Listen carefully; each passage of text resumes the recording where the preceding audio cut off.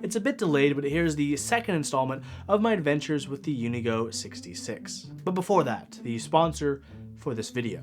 This video was sponsored by Z-Frontier. Z-Frontier is the beast over in the East.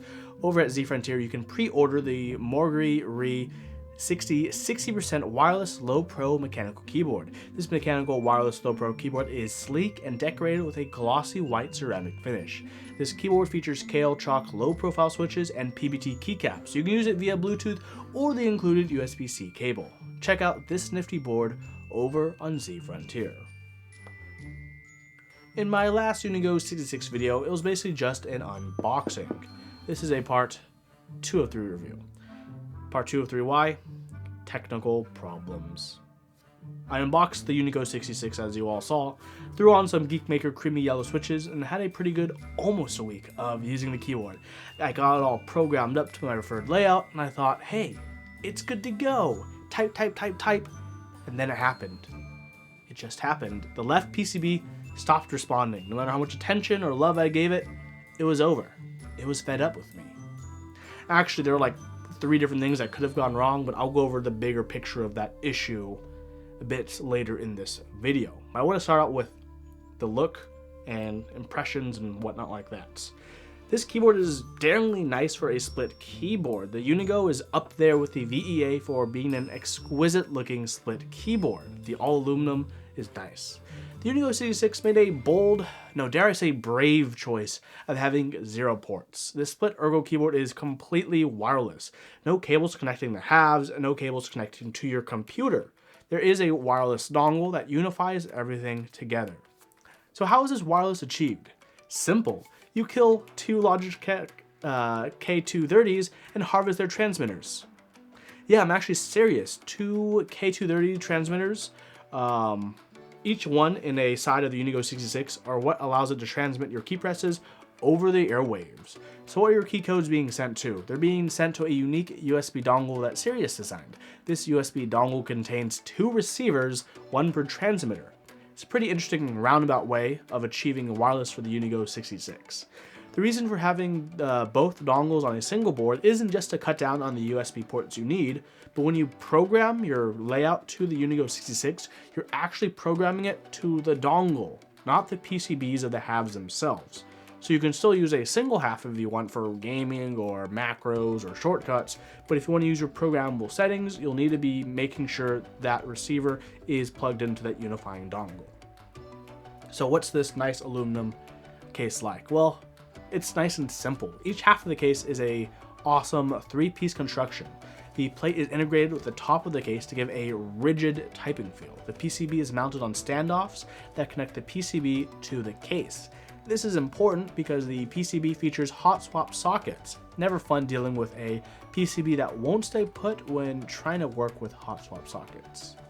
The bottom of the case has an acrylic window to allow magical wireless signals to leave the case and communicate with the dongle. So it looks really nice from the top and even the bottom with these nice feet for angle.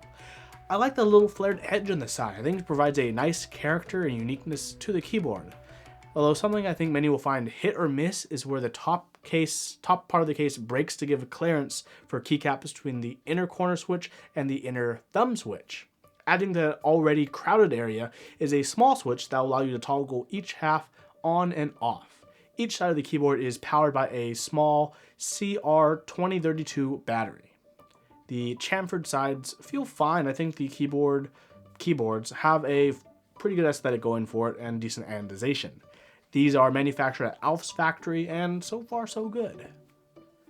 There's something about putting a keyboard or these keyboards on your desk with no wires that's so aesthetically pleasing because of how clean it looks. But of course, at the end, it's a double-edged sword. There's no fallback plan, there's no option B in case something goes wrong with the wireless, and because you're totally dependent on that one system. And this dependence is one of its biggest downfalls. Well, back to my left-hand PCB. When it stopped working, I only had one route of diagnosis. I was told by Sirius that the solder joint for the battery compartment wasn't the best, so my best bet was to reflow.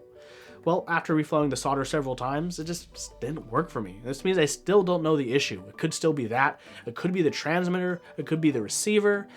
And the case doesn't have, even a hidden USB port, which I think would be well appreciated for diagnosis, because if I could still plug it in, I could find out, is it the transmitter? Is it the receiver? Is it the power? I don't know.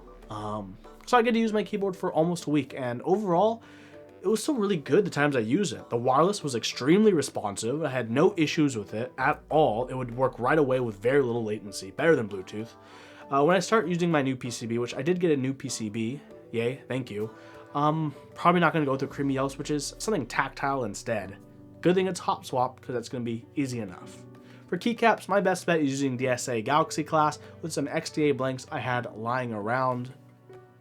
Overall, the keyboard worked well when it did. The keys were responsive, the wireless on my desk looks great, no issue with any connectivity. I never brought it farther than, by my desk, so hard to say the total range. The ortholinear split was a bit harder to adjust than I actually thought I would. I thought, it's not that bad, I could use a plank all right, but something about this being split and ortho made it a lot difficult for me to adjust. I do appreciate the thumb clusters moved much inwards compared to a board like the Ergonox. I'd say getting used to this board and the all wireless is probably my biggest gripes, at least when the left side stopped working. So Sirius has recognized there could be issues facing other people's PCBs, and if any issues occur with your PCB that you have this within the first 2 months, I think Sirius said that he'd be able to exchange you for another one. I'll have to double check on that. That's really the most part what I have to say in this part 2 of 3, the final installment of this, what's going to be a very long, annoyingly long, drawn-out reveal. In the last part, I'll go over my final impressions from start to finish of this board, where I think it shines the brightest, and where I think there are issues. I hope you guys are still interested in that when that rolls around. If you like this video, please like, subscribe if you haven't, join my Discord, link down below, check out Z-Frontier, the sponsor, and well, thank you everyone so much for watching. I'll see you in Part 3.